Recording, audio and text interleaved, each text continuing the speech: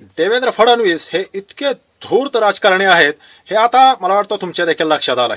आता तुम्ही मला नेमकं झालं तरी काय, त्याचा विषय असा झाला की काल एका इलेक्ट्रॉनिक मीडियाला देवेंद्र फडणवीस यांनी एक मुलाखत दिली आणि त्या मुलाखतीमध्ये ज्यावेळेस देवेंद्र फडणवीस यांना पत्रकारांनी ठाकरे ब्रँड विषयी विचारलं, म्हणजे पत्रकारांचा विषय संबंधित होता उद्धव ठाकरे आणि राज ठाकरे यांच्या ब्रँड विषयी आणि खास करून मुंबई महानगरपालिकेच्या निवडणुकीच्या तोंडावर यांची झालेली युती. तर त्याला काउंटर करत असताना फडणवीस यांनी सरळ मार्गे काय उत्तर दिलं नाही. त्याने असं सांगितलं की फक्त मुंबईचाच नाही, फक्त महाराष्ट्राचाच नाही, तर संपूर्ण देशाचा जरी का विचार केला आणि ठाकरे ब्रँड याच्याविषयी जर का बोलायचं जर झालं तर आम्ही उद्धव ठाकरे यांना तर मानतच नाही. राज ठाकरे हे तर चाचपडत आहेत आणि आदित्य ठाकरे यांचा तर विषयच नाही. आम्ही फक्त ठाकरे यांचं ज्यावेळेस नाव येतं, ठाकरे यांचं ब्रँड विषयी ज्यावेळेस आम्ही बोलतो त्यावेळेस फक्त आम्ही एकाच व्यक्तीला मानतो आणि ते म्हणजे बाळासाहेब ठाकरे. होय, हे बोलतायत कोण? देवेंद्र फडणवीस. आता तुम्ही म्हणाल की याच्यामध्ये धूर्तपणा काय आहे?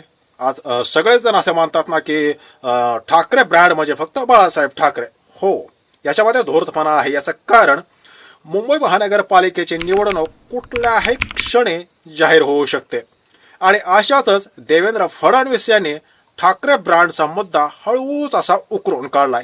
का बरं? इंटरेस्टिंग गोष्ट अशी आहे मित्रांनो की मुंबई महानगरपालिकेमध्ये कोणी कितीही ओढाताण करू द्या, भाजपची हिंमत नाहीये, भाजपमध्ये तो दम नाहीये की तो उद्धव ठाकरे आणि राज ठाकरे यांच्या युतीपुढं ते स्वबळावर निवडणूक लढवूच शकणार नाहीयेत. आणि त्यामुळं आमची स्वबळाची तयारी, आम्हाला 150 जागा पाहिजेत आणि मग इकडं एकनाथ शिंदे 125 जागांचा प्रस्ताव वगैरे देत आहेत.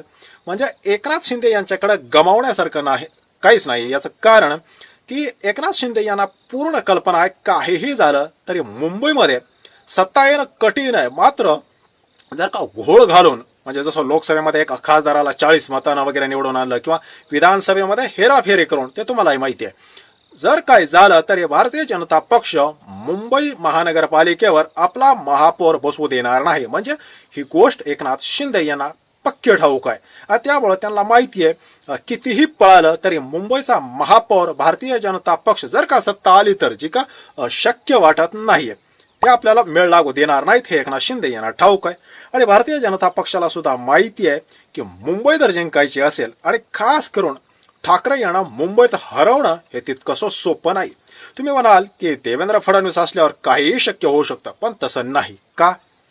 विधानसभेच्या निवडणुकामध्ये महाविकास आघाडीचं पाणीपत जरी झालं असलं तरी जे 20 आमदार ठाकरे यांची निवडून आलेले आहेत त्यापैकी 50% आमदार म्हणजे जवळपास 10 आमदार हे एकट्या मुंबई विभागातून आलेले आहेत. हो, 20 पैकी 10 आमदार उद्धव ठाकरे यांचे फक्त आणि फक्त मुंबईमधले आहेत.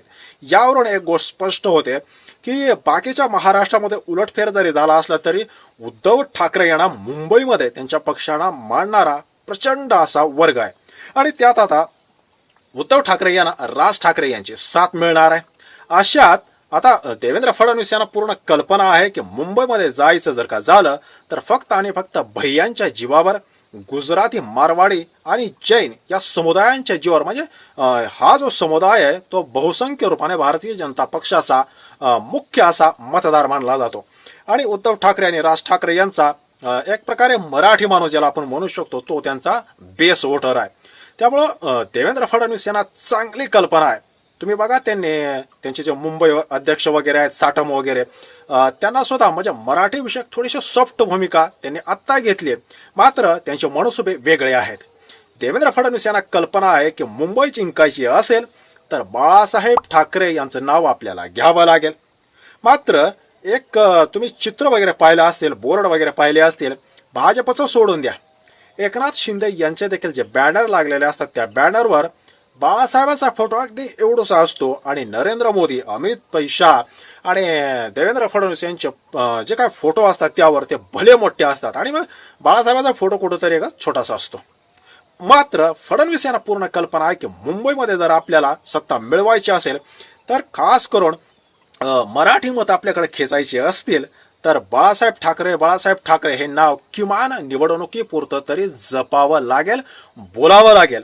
आणि त्यामुळं कुठेतरी उद्धव ठाकरे यांना साईडलाईन करायचं, राज ठाकरे यांना साईडलाईन करायचं आणि एक प्रकारे शिंदे यांच्यावर देखील दबाव निर्माण करायचा की फक्त बाळासाहेब ठाकरे यांचं नाव फक्त तुम्ही घेतलं म्हणजे तुम्हालाच फायदा होईल असं नाही, तर किमान निवडणुकीपुरतं तरी आम्ही तो गेम खेळू आणि मग ठाकरे ठाकरे असं म्हणू आणि मग एकूणच ठाकरे ब्रँडचा जो काय परिणाम मुंबई महानगरपालिकेवर होणार आहे त्याचा फायदा आम्ही सुद्धा मिळवू.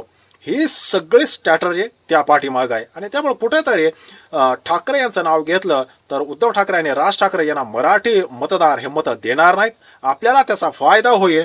ही कुठेतरी चालबाजी देवेंद्र फडणवीस यांची आहे. त्यामुळे आता बघूया, महाराष्ट्रानं तर महाविकास आघाडीला साथ दिली नाही, मात्र मुंबईचा मराठी मतदार, मूळ मतदार महाराष्ट्रीयन तो तरी ठाकरे यांच्या पारड्यात मतं टाकतो का? आपल्याला काय वाटतं कमेंट नक्की करा. व्हिडिओ आवडला असेल तर एक लाईक जरूर करा. धन्यवाद.